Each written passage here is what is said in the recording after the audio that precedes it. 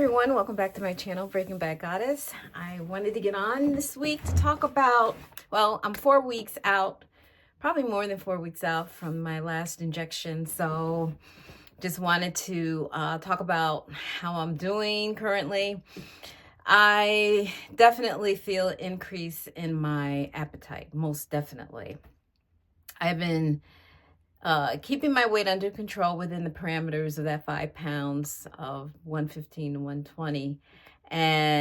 But it's creeping up more closer to 120 than 115. So I do notice a difference.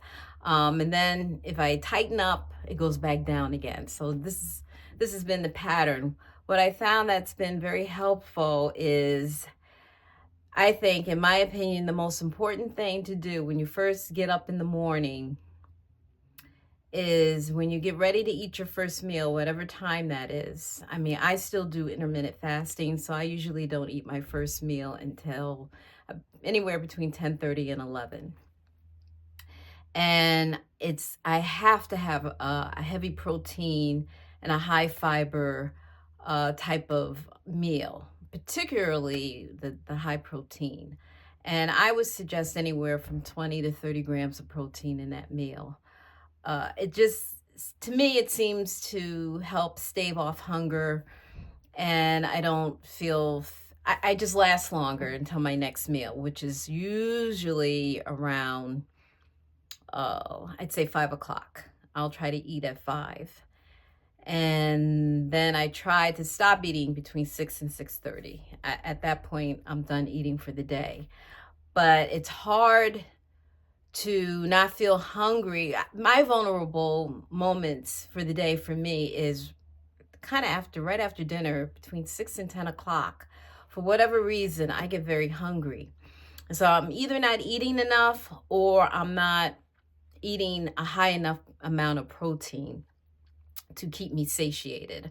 So I have had to tweak and, try to figure out what works for me. So I found that if I eat a high protein breakfast and maintain that high protein throughout the day, like I might have a shake, because my window opens at 10:30, 11, and I don't close it until about 6 or 6:30. So I can eat during that time period, but I don't eat, like, it's not steady eating for those hours. I'll eat breakfast, and usually then I'll have dinner at night. So it's just really 2 meals. I might have a light snack like around 3 o'clock if I find that I get hungry before 5 o'clock. So I'll have a protein drink, something high protein, and then I'll have my regular dinner, whatever that is. I pretty much eat what I want to eat. I just make sure that the portions are, reasonable, that I'm not exceeding my caloric intake for the day. So definitely the first thing I would do is get in that protein very early, because it kind of sets the tone for the rest of the day and how hungry you're going to be for the rest of that time period. The other thing that I've been doing too is I drink coffee, I have tea. Caffeinated drinks definitely help with your hunger. I notice that when I drink caffeine, I have a strong cup of coffee. I usually put just cream in it. I don't use any sugar. And that kind of staves off any hunger as well. But I would recommend, if you're going to increase your caffeine, make sure you drink a lot of water. And that way, because sometimes it can interfere with your sleep. I find if I eat or if I consume too much caffeine, I have a difficult time sleeping at night, even if I have the caffeine early in the day. I just have to be real careful not to overwhelm myself with caffeine, because I'll be sitting up at 2, 3, 4, 5 o'clock, and then I'll fall asleep at 5:30, and then I'm dragging because I didn't get the recommended sleep that I needed. So yeah, drink coffee, drink tea, it helps with your appetite, no doubt about it. The third thing I've been doing is wearing a weighted vest. In fact, I got it right here. I'll show you. I can put it on real quick. This is my weighted vest. It's 20 pounds. This is quite heavy. And, oh my God. I've been using this. It has 2 straps, one here and one up high. Let's see, get my hair out the way here. And I'll walk around with this, running errands, going for a walk. I've had to build up. I'm still building up to wearing this for the full walk. I usually walk for a good hour, maybe even a little over an hour. When I did it the first time with this vest, I can only do like a half hour with it. And then I had to come because I was getting really fatigued. So I have to work up to this. 20 pounds is no joke. When you're wearing these vests, I would suggest starting with 12 or 16 pounds. I got the 20 because I really just wanted to get going, game busters, and just work up to it, like do half hour here and extend it a little. What I've been doing to get my body acclimated to it is just running errands around the house or running errands outside. I'll wear it right under my coat and I go for my, and it's good. I mean, I'll have it on for a good 3 hours and then I take it off. I think it helps because, I just recently had a bone scan. When you hit a certain age, you have to get the DEXA bone scan. And my bones are pretty good. And my bones were fine, except for my right hip. It showed a little osteopenia, not osteoporosis, but osteopenia, which is slight bone loss in the hip area. So what they suggested was to do more weight-bearing exercises. So it's one of the reasons why I got the weighted vest. Also, I need to increase my minerals, my calcium, phosphate, all that stuff, which is a nice segue into what else I've been doing. I've been increasing my sodium because I find, so when I say sodium, I mean sea salt, Celtic salt to begin with. I'll take a little bit of it and put it under my tongue and let it dissolve right on my tongue. Don't put any water, don't do it in water. Just put it directly on your tongue. And the sodium from that sea salt helps drive a lot of the minerals into your cells. Helps drive water too into your cells, so you're actually hydrated.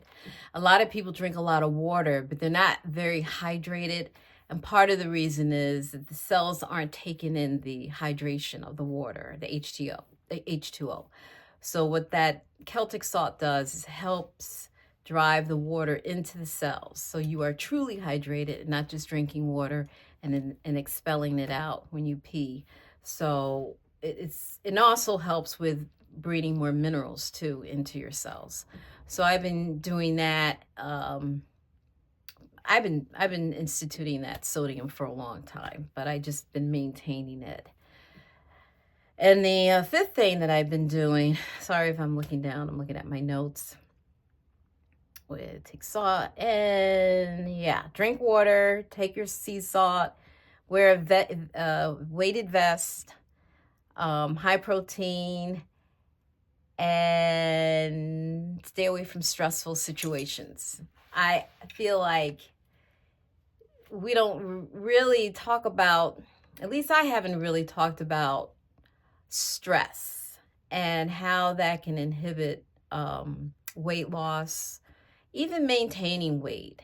I think that when you have an increase in certain hormones like cortisol, those stress hormones, that can really inhibit your weight loss or you releasing weight.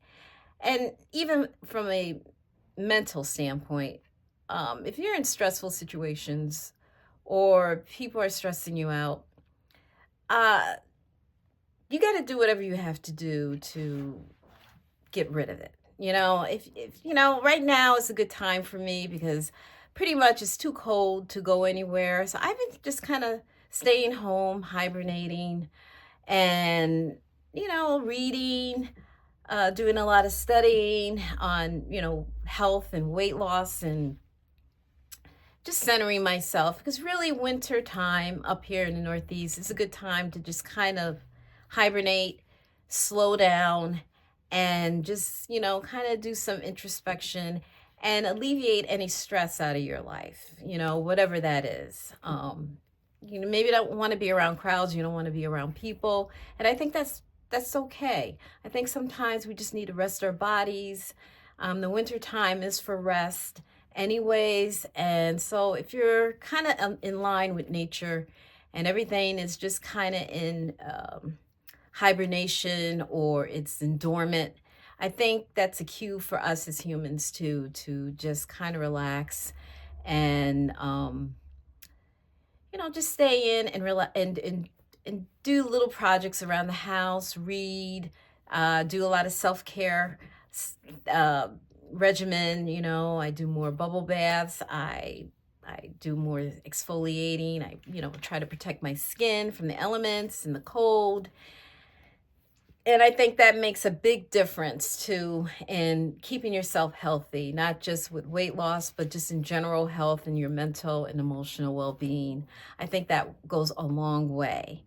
Implementing any of those things in your life just enhances your life more. And that way, when the spring comes, you actually look forward to going out because you've been in all winter, and it's just makes you feel better.